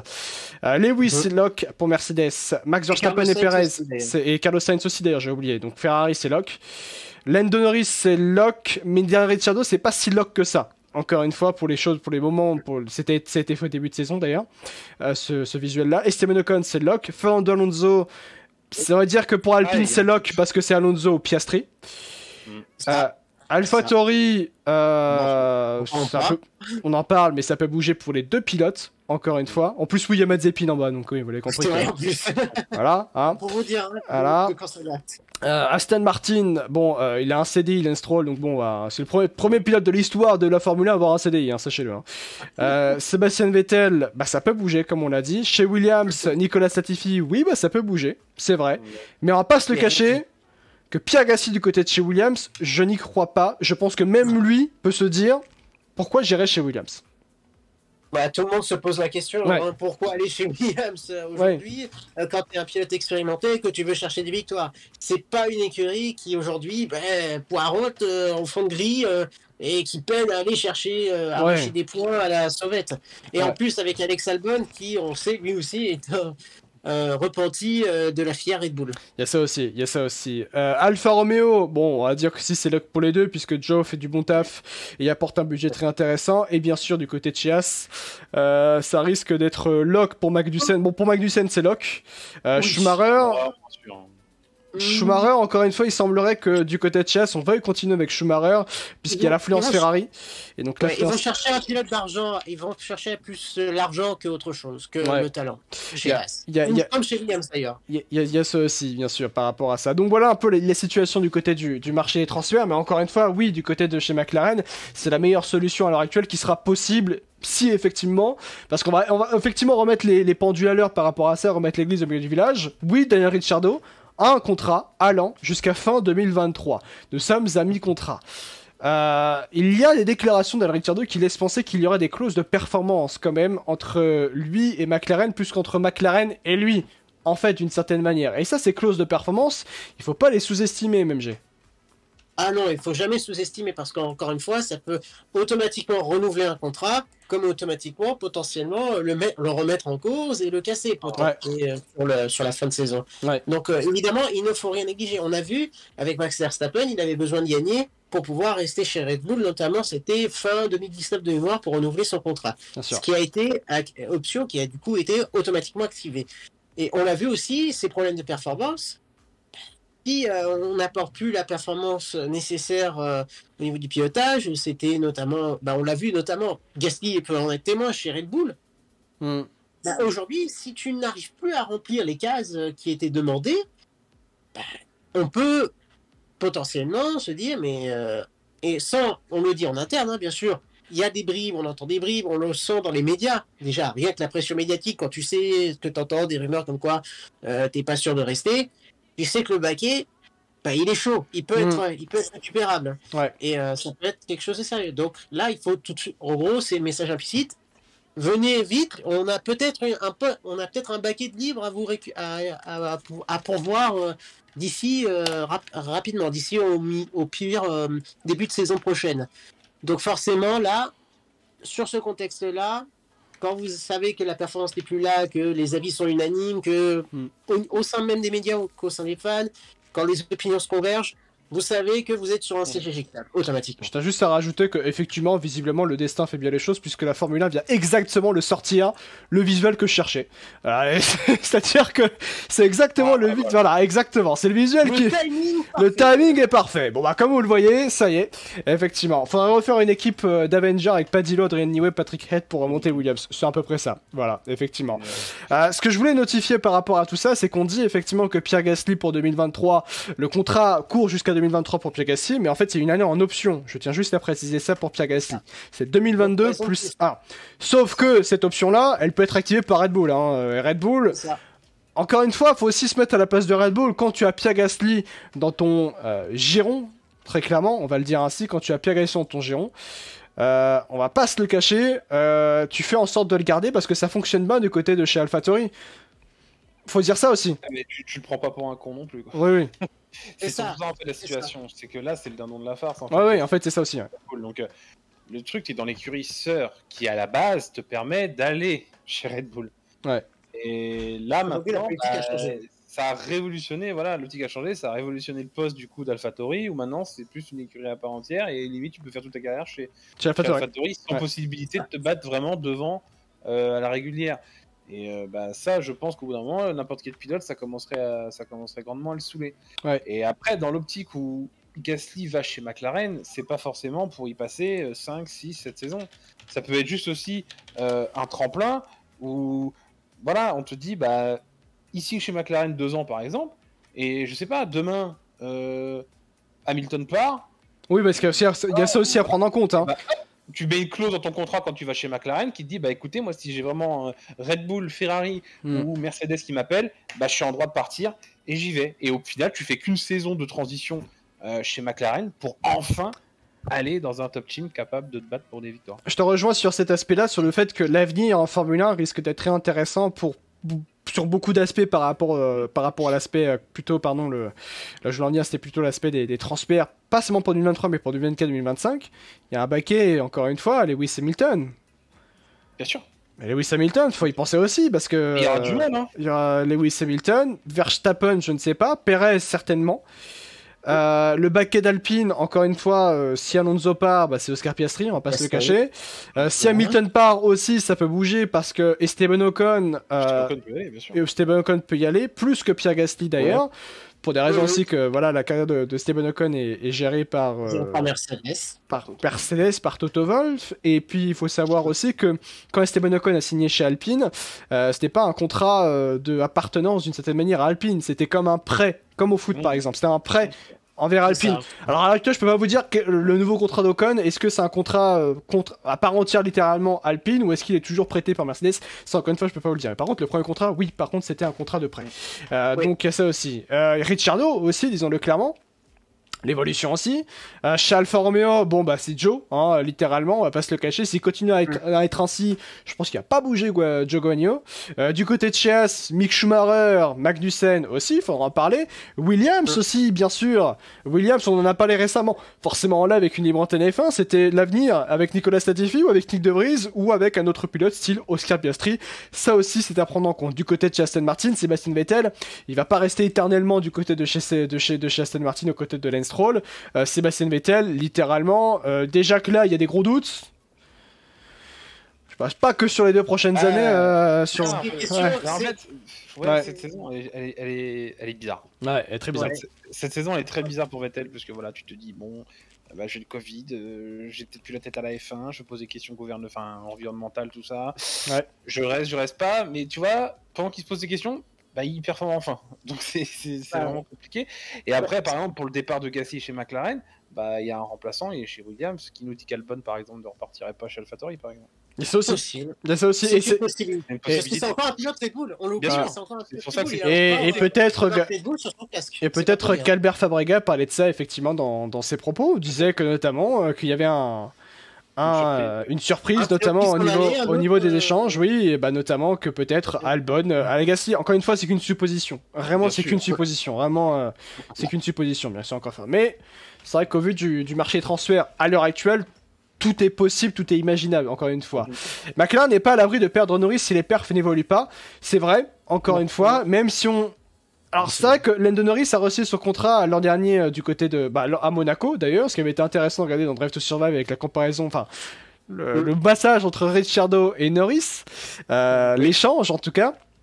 Mais Lando Norris a signé un contrat, encore une fois, de longue durée, qui à mon sens est une chose tellement risquée en Formule 1, parce qu'au vu des perfs, au vu du développement des monoplaces, tout peut basculer. Tu peux avoir la meilleure voiture comme l'année suivante, ou même en quelques courses d'ailleurs.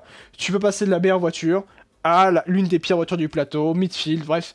Et c'est pour ça que les contrats longue durée, ça te sécurise certes un emploi, ça c'est vrai, disons-le clairement, mais par contre ça te sécurise pas d'avoir une voiture performante et tu peux aller du tout au tout dans la saison. Et on le pense notamment avec Verstappen. Verstappen c'est 2032 non, 2028, pardon. 2028, ça fait loin. De ne pas continuer au-delà de 2028. Ça fait loin, ça fait très très loin pour 2028. Max Verstappen 2028. Alors Verstappen c'est un contrat qui est très particulier, qui le lie forcément à Red Bull jusqu'à 2028 sur le papier, mais alors vous avez des clauses par-ci par-là pour que Verstappen puisse se barrer quand il veut en fait, hein, donc non, puis c'est ça qui était surprenant aussi, c'est d'avoir des prolongations, tu vois, à l'aube d'une nouvelle ère où tu sais pas de quoi demain sera fait. Ouais. C'est que là Norris on va lui faire 2026 je crois, lui c'est ça, 2025-2026. Puis bon, ouais, mais attends, puisqu'on est à l'an 1 de cette nouvelle réglementation, tu ne sais pas ce que ta McLaren va donner, tu ne sais pas à quel point elle va être en retard en développement, et ce qu'il y a à faire sur les saisons à venir. Donc c'est sûr que c'est un pari très très risqué, mais c'est pour ça que voilà, les transferts, on est à l'abri de rien. On peut avoir des pilotes solides qui, on pense, ne partiront jamais d'une écurie, et on se rend compte que la voiture est tellement claquée que c'est plus supportable en fait pour un pilote de rester dans cette écurie-là, tout simplement. Ouais. On n'est pas à l'abri que par exemple demain Ferrari se casse la gueule et que Leclerc parte, par exemple. Comme Norris, comme Verstappen, on en parlait justement. On n'est pas à l'abri de ce genre de transfert, donc ça peut chambouler pas mal de choses. On n'y est pas encore. Très loin, oui, bien sûr. C'est des choses qui peuvent arriver. Encore une fois, le monde du sport nous a prouvé que tout était possible, littéralement. Donc c'est vrai. C'est vrai qu'Alfa Romeo, on disait Joey Bottas. Il y a aussi l'aspect d'AlphaTauri, notamment avec Yuki Tsunoda. Ça aussi, on ne sait pas. Ouais. En fait, et quel avenir pour AlphaTauri en fait? Que va-t-il se passer si AlphaTauri devra se séparer de Gasly? C'est surtout ça. Je pense que c'est aussi l'une des choses, l'un des éléments qui fera très possiblement d'ailleurs que Red Bull active le contrat, active l'option effectivement auprès de Pierre Gasly parce qu'ils veulent garder un an de plus effectivement cette écurie à AlphaTauri. J'espère qu'il prépare déjà un baquet pour le crack Hadjar. Moi aussi j'espère parce que le talent d'Isaac Hadjar est fabuleux et aussi sa mentalité est fabuleuse aussi. Donc j'ai hâte de voir Isaac Hadjar au plus haut niveau et démontrer qu'il a le potentiel pour être en Formule 1 et l'adaptation nécessaire pour être en Formule 1. Albon ou un jeune de F2 nous dit Pierre. C'est vrai que voir Alexander Albon aller chez AlphaTauri au sortir de Williams, ça peut être intéressant aussi, d'ailleurs. Un grand point de chute, ouais, et puis là, il peut jouer plus facilement les points à la rivière. On a vu qu'il a su développer une voiture, qui peut apporter un véritable leadership dans une écurie. Il le prouve en ce moment chez Williams. Ouais. À voir, oui, potentiellement chez AlphaTauri. Il peut être un peu dans le même esprit que Pierre Gasly depuis 2019. En vrai, que va faire Red Bull d'Albon? Alors, il faut savoir que Albon, c'est marrant, c'est qu'à la fois il est plus chez Red Bull, mais bon, il a encore un petit peu quoi. C'est pour ça que d'ailleurs que Mercedes Mercedes se méfie énormément d'Alexander Albon du côté de chez Williams, sachez-le. Hein. Il n'a pas le droit, il n'a pas le droit d'avoir accès à toutes les données du moteur Mercedes.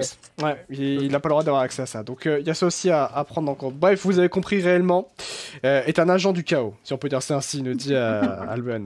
Alors je dis Albon a plus de chance chez Red Bull que Gasly.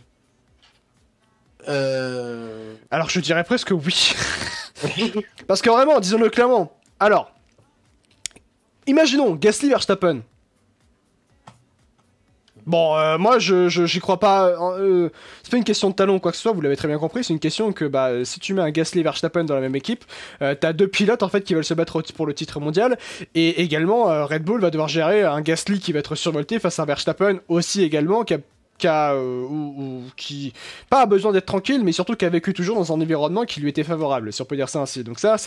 On verra cette saison, hein, comment ça se passe. Oui. Si Perez alors, comme ça. Sachez que si Perez commence à gagner 3 courses de suite, là on va être tranquille. Là, on aura un petit teaser de comment Red Bull gère ça. Là, c'est vrai aussi. Bon, c'était pas non plus géré de la meilleure des manières. Et aussi l'histoire nous avait montré qu'il vaut mieux avoir un pilote numéro 1 et un pilote numéro 2 pour tenter d'aller se battre pour le titre. Aujourd'hui. Oui, à partir du moment où Weber est devant toi, mais qu'on privilégie Vettel. Bon, oui. Risqué. Non, mais dans l'histoire de la F1, hein, plutôt, j'ai envie de dire. On préfère, voilà. Donc, Max va rétablir l'ordre, ne vous inquiétez pas. On verra. Sacha qui vient d'arriver, comment ça va, Sacha? Ça va très bien, et toi? Ça va très très bien, très très bien. Bon, pour cette fin de live, la situation Gasly. Gasly McLaren, est-ce que selon toi c'est une possibilité? Notamment dans le chat, n'hésitez pas à dire tous vos messages, notamment on est dans cette fin de live là. Pour moi, j'ai pas trop entendu parler, en tout cas dans d'autres médias internationaux, de Gasly chez McLaren. Après, ça peut être une option pour lui si on lui propose, et je pense qu'il devrait même la prendre parce que il va pas rester éternellement chez AlphaTauri. Normalement, il va falloir bouger parce que Red Bull lui a fait comprendre en signant Perez jusqu'en 2024 et Verstappen jusqu'en 2028 que c'était mort et que il n'aurait pas mieux qu'une place de numéro 1 chez AlphaTauri pour le restant de ses jours. Donc il va falloir bouger. Ouais. Il y a ça aussi, c'est vrai, je suis assez d'accord avec toi, c'est que, alors pour le coup, il y a certaines, ça en parle forcément de Gasly du côté de chez McLaren, dans certains médias, ça c'est vrai. C'est vrai que, comme le dit Sacha, c'est qu'il n'y a pas d'autre option quoi qu'il en soit. C'est que c'est soit ça, soit c'est rien. En tout cas, j'ai pas entendu comme l'année dernière, des gens disaient pour Mercedes, etc., j'y croyais pas une seconde. Oui, pareil, moi non plus. C'était ridicule. C'est comme je voyais dans le chat tout à l'heure, quel est l'intérêt, par exemple, s'il y avait un mouvement de Gasly, etc., chez McLaren, de mettre pour cher chez AlphaTauri? Non. J'ai entendu, j'ai vu un truc comme ça dans les commentaires tout à l'heure, je n'ai pas compris. Il faut savoir que chez AlphaTauri, ils ont quand même, surtout chez Red Bull, il y a un vivier de pilotes. Ceux qui sont réellement intéressants pour la Formule 1 sur l'avenir, plutôt, tu as Auger et Isaac Adjar, Lawson, Vips aussi. Un peu moins. Pips un peu moins. Ça déjà comme ça tranquille, sans forcer. Ça fait déjà quelques pilotes quoi. Sans forcer, voilà. Donc, c'est vrai que s'ils prennent Perez, encore une fois, du côté de chez Red Bull, c'est parce qu'il y avait personne d'autre. Hein. Pas se cacher. Surtout que c'est la meilleure option en tant que second pilote, parce qu'il n'ira pas, un petit peu, mais il n'ira pas challenger Verstappen pour un titre mondial à l'ego, quoi. Ouais, il y a ça aussi, donc voilà, pour toute cette situation, c'est pour ça que l'aspect aujourd'hui, pour cher ce sera Alpha, avec Joe qui potentiellement peut amener de l'argent à une autre écurie. Alors il n'y a pas tort sur ça, c'est que si Joe peut amener par exemple plus de thunes à une autre écurie qu'Alfa Romeo, et qu'Alfa Romeo n'a plus besoin d'argent, oui, c'est vrai que cette possibilité, bien sûr, elle est réelle. Mais encore une fois, encore faut-il que d'autres écuries aient vraiment besoin d'argent. Peut-être Williams très clairement, peut-être être intéressé par un Joe, qui semble bien s'adapter d'ailleurs à cette nouvelle ère de la Formule 1, comme c'était convenu d'ailleurs les pilotes de F2, qui étaient récemment en F2. On avait expliqué finalement qu'ils allaient bien s'adapter à cette nouvelle ère de la Formule 1, ça se vérifie un petit peu quand même avec Joe Guanyu. Donc ouais, et Alpine va pas donner la pépite Piastri à Red Bull, ou à d'autres d'ailleurs. C'est pour ça que, très sincèrement, quand on me disait Piastri, McLaren, Piastri d'ailleurs du côté de chez Williams, bon, Williams, je trouve que c'est peut-être c'est peu probable, mais c'est peut-être une chose à imaginer. Mais alors Piastri en dehors de chez Alpine, je n'imagine pas une seconde. Ouais, c'est bon. Une seconde. En tant que prêt peut-être pour un an, tu vois. Mais s'il n'y avait pas de baquet dispo à la place d'Alonso l'année prochaine, je le verrais bien faire un an peu importe où. Ouais, mais encore une équipe pourrait le former et quand il viendra chez Alpine, il sera au moins déjà prêt et avec de l'expérience. Ouais, c'est ça. C'est vrai que c'est une possibilité, mais c'est juste que, encore une fois, je vois sur l'aspect marketing et commercial, quand vous avez un pilote, un joyeux comme Oscar Piastri, quel est l'intérêt de le faire toucher à une autre marque concurrente, notamment? Imaginons que Oscar Piastri aille du côté de chez McLaren, comme beaucoup l'imaginaient, parce que je trouve ça, voilà, Alpine McLaren, c'est une concurrence directe. aucun intérêt commercial et marketing de mettre Piastri du côté de chez McLaren, par exemple. Pour ça, en début de saison, Ricardo, quand il a eu le Covid, ils ont fait un accord avec eux pour le faire rouler. Et alors, oui. En fait, c'est ça. En fait, j'avais un énorme doute par rapport à ça parce que moi, j'étais plus là en train de me dire, ouais, en fait, un accord. Je pense que c'était plus. Encore une fois, c'est qu'un avis, hein, c'est qu'une supposition. Encore une fois, hein, c'est qu'une supposition, c'est pas une info. C'est que, oui, ils disent ça juste pour bien se montrer, si on peut dire ça ainsi, en disant, oui, on peut vous le prêter si vous voulez. Mais bon, encore une fois, faut-il réellement avoir quelqu'un de disponible pour McLaren à ce moment-là, puisqu'il faut rappeler que McLaren, c'est un moteur Mercedes. Fallait mieux mettre effectivement un Van Dorn ou un Nick De Vries qui ont une meilleure connaissance de l'exploitation du moteur Mercedes. Donc ça aurait été intéressant aussi ça. Donc il y a ça aussi à prendre en compte peut-être. Donc voilà. Mais voilà, c'est qu'il y a la situation. Alors est-ce que Sacha t'es d'accord avec ça? C'est que la situation driver line-up transfert cette saison et même pour l'avenir, c'est peut-être l'une des premières réellement saisons où on a vraiment une vision sur l'avenir qui est très limitée, si on peut dire ça ainsi. Bah, on sait pas qui va partir, qui va prendre sa retraite, qui va changer d'écurie, etc. Donc t'as des Vettel, Ricardo, Hamilton qui sont un peu, je pense moins Hamilton que Ricardo et Vettel, qui sont sûrement sur le départ, mais pour le long terme, étant donné qu'ils vont sûrement prendre leur retraite pour moi. Et tout simplement pour les autres comme Gasly et autres, c'est sûr que on sait pas en fait se mettre à leur place parce que Gasly n'a jamais changé d'écurie réellement par son propre billet, enfin de sa propre envie. Donc au final, c'est sûr que c'est un peu compliqué d'imaginer l'avenir en F1 en ce moment, surtout qu'on connaît même pas vraiment les performances actuelles de chaque voiture. L'année prochaine, si ça va énormément bouger ou non, donc c'est assez limité. Ouais, il y a ça aussi. Les seuls autres choix qu'il seraient la FE ou l'IndyCar pour Oscar Piastri. Encore une fois, c'est très complexe encore une fois. Les rumeurs d'échange de Bakker, Vettel, Alonso, je n'y crois pas une seconde. Encore une fois, c'est juste que la Formule 1 est fabuleuse dans ses surprises, Baby Show. Ah bah, exactement. Et puis de toute façon, les rumeurs insistantes, enfin les contrats, les pré-contrats, tout ça, comme je disais en off, c'est bon, t'aurais pu avoir Kubica chez Ferrari, Hülkenberg chez Ferrari, on a Ricardo chez Ferrari, donc on... Voilà, Perez chez Ferrari. Non mais vous êtes du giron Ferrari, donc tu vois, tu sais, il y a plein de on-dit comme ça, c'est lui, ça va être lui le prochain qui va aller là, et puis au final, pas du tout, quoi. Ouais. Donc, souvenez-vous, il y a même des histoires que le Raghunathan. Ouais, non, mais il y a. Chez Ferrari, bah oui. Ouais, mais il y a aussi un truc, c'est que il y a le malheureux défunt Jules Bianchi. Il faut se souvenir qu'il devait aller du côté de chez Force India. Ça avait été un accord verbal. Je sais plus s'il avait été signé ou quoi que ce soit, mais on lui avait dit tu seras chez Force India. Force India lui avait dit oui. Finalement, ça avait été c'est quelqu'un d'autre qui avait été pris. Je crois que c'était Paul Di Resta. Adrien Sutil en 2013. En 2013, donc oui. Et il y avait aussi un enjeu sur le moteur pour 2014 où il fallait choisir entre Mercedes et Ferrari pour Force India. Et donc vous aurez deviné quel moteur ils ont choisi. Ouais, donc il y avait ça aussi. Vettel et Alonso n'ont plus que 2 années à max à offrir. Je préfère voir un jeune à leur place. Bon, c'est pas une question que je préfère voir un jeune ou non, c'est une question de qu'est-ce qu'on peut apporter à l'instant T et sur l'avenir. Et un pilote d'expérience dans cette nouvelle ère de la Formule 1 ne fait clairement pas de mal, Pierre. Donc c'est clair. Donc voilà. L'avenir de Pierre. Vas-y.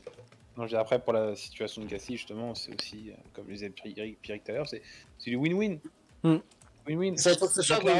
McLaren cherche un pilote, t'as pas envie qu'il ait 6 mois d'adaptation, tu prends Gasly. Ouais. Gasly a envie de s'émanciper, et tu vas chez McLaren. C'est ça. Et il veut chercher des podiums et des victoires. McLaren semble offrir cette possibilité au moins pour les podiums, peut-être pas tout de suite à la régulière, mais potentiellement le prochain avec du développement très avancé et des moyens bien plus élevés que chez AlphaTauri. Et je parle pas que je parle aussi techniquement. Et clairement, oui, c'est une possibilité de win-win clair et net pour chacune des parties. Ouais, c'est clair. Bon, Baby Choum, ton pronostic pour l'avenir de Pierre Gasly notamment et de l'avenir de McLaren aussi également avec Daniel Ricciardo. Comment ça peut se goupiller cette affaire? Vu ce qu'on a actuellement entre les mains, c'est ciao Daniel, retour en Australie, et puis bonjour Pierre, nouvelle écurie, nouveau débat. Ouais. Ah, c'est ton... Ouais, ça peut se comprendre, forcément, c'est ta vie, bien sûr. MMG? Ouais, ça serait plutôt good day que ciao pour Daniel Ricciardo. Mais oui, ça me semble très difficile pour Daniel Ricciardo de pouvoir continuer. Si vraiment ça continue dans cette optique-là, sa place en F1 ne semble plus acquise et il a probablement fait son temps, malheureusement. Et oui, dans l'occurrence, oui, Pierre Gasly semble être le profil qui remplit le mieux les critères pour McLaren. Ouais, Jason qui dit par contre côté transfert remonté dans le temps, j'ai de plus en plus de doutes sur un Mick Schumacher chez Ferrari. Oh, il y a depuis longtemps d'ailleurs. Ouais, bon, ça c'est dans le débat, ne vous inquiétez pas. Sacha, ton avis par rapport à cette situation, que peut-il se passer à l'avenir dans cet avenir proche, 2023, pour Pierre Gasly qui semble avoir un contrat d'ailleurs 2022, fin 2022 plus une année en option qui peut être activé par Red Bull, bien sûr. Et bien sûr, Daniel Ricciardo, dont le contrat peut être à tout moment cassé, si on en comprend les informations notamment de The Race. Pour moi, déjà Ricciardo, s'il continue sur la même lancée, pour moi c'est fini. Et je pense que ça va faire que descendre en termes de motivation, parce que, comme je disais, depuis 1 ou 2 ans, Ricciardo, maintenant qu'il sait qu'il ne pourra plus gagner un championnat du monde, il a perdu la niaque et la motivation qu'il faisait vivre auparavant en F1. Donc, quand il était chez Red Bull, ça se voyait qu'il avait la niaque, qu'il nous faisait des dépassements spectaculaires, etc. Il était toujours content, toujours avec le sourire. Là, maintenant, le sourire, il est un peu forcé. Et il est peut-être un peu fini son sourire. Donc au final, Gasly, il va falloir qu'il sorte un peu. Je vais pas dire l'expression parce que ça se fait pas, mais oui, mais on a compris les doigts, quoi. Voilà. On a compris. Voilà, c'est dit. Mais tout simplement, Gasly, voilà, s'il ne veut pas partir dans une autre écurie qu'AlphaTauri, il le fera jamais. Oui. Et là, on lui offre l'opportunité. On est au tournant de la carrière. Tournant de la carrière de Pierre Gasly. Aujourd'hui. Ah bah oui, ça peut être un déclic. Ouais. S'il se dit je peux réussir ailleurs, il va prendre en confiance, alors que s'il ne prend pas le choix qu'on lui propose d'aller chez McLaren, et là il se dira moi je suis éternellement décidé à être sous les ordres de Red Bull, etc. Et c'est eux qui décident de ma carrière et non l'inverse. Il y a Draman qui dit c'est Gasly, c'est maintenant ou jamais. C'est à peu près, je rejoins cet avis. Je pense que peut-être Pierre Gasly pense ainsi aussi également, encore une fois. Mais c'est vrai que cette situation à l'heure actuelle, elle est très complexe, mais en même temps, c'est vrai, j'ai le sentiment que c'est maintenant ou jamais pour Pierre Gasly. Et j'espère, alors ça me fait chier pour Daniel Ricciardo, je vais pas vous le cacher, parce que vous savez que moi j'apprécie beaucoup Daniel Ricciardo, mais c'est vrai que malheureusement la situation fait que Daniel Ricciardo n'est pas au niveau, comme l'a dit notamment son patron Zak Brown, et que les choses doivent changer, en tout cas, que ce soit pour Daniel Ricciardo qu'il élève son niveau, qu'il trouve enfin comment fonctionne notamment cette MCL36 et cette McLaren pour l'avenir, pour qu'il puisse rester. Mais pour Pierre Gasly aussi, la situation aussi, c'est maintenant ou jamais. Et peut-être que Red Bull n'activera pas la clause d'année de contrat en plus pour Pierre Gasly. Et comme ça, il pourra partir. Mais encore faut-il trouver un point de chute, peut-être du côté de chez McLaren. Mais j'espère en tout cas que Gasly partira de cette filière Red Bull pour peut-être aller du côté de chez McLaren. Oui, vas-y, Sacha. Justement, en parlant de ça, t'as bien fait d'en parler. C'est que si Gasly prend pas l'opportunité McLaren et que il se fait un peu titiller par Tsunoda, Red Bull ne peut ne pas le reconduire et il peut finir sans baquer l'année prochaine. Ouais, c'est au final pas très étonnant s'il n'a pas pris le risque. Et aussi notamment par rapport dans un autre, quoi. Souvenez-vous qu'il y a un pilote aujourd'hui qui a re-signé chez Red Bull qui s'appelle Sergio Perez, qui à 2 semaines près n'avait pas de baquet en Formule 1. Hein. Et oui. Fin 2020 pour 2021. C'est ça. Donc tout peut se passer, encore une fois. Ce serait un duo de bons pilotes qui peuvent jouer les wins sans faire une Hamilton-Rosberg. Oh, je ne sais pas. Parce que on aura Lando Norris qui sera encore une fois comme il est, et aussi un Pierre Gasly qui sera aussi pour la première fois réellement dans une voiture capable de peut-être de se battre pour des gros points à la régulière. Et donc on peut avoir des belles choses, si on peut dire ça ainsi, peut-être des tensions, encore une fois, dans la villa de Woking.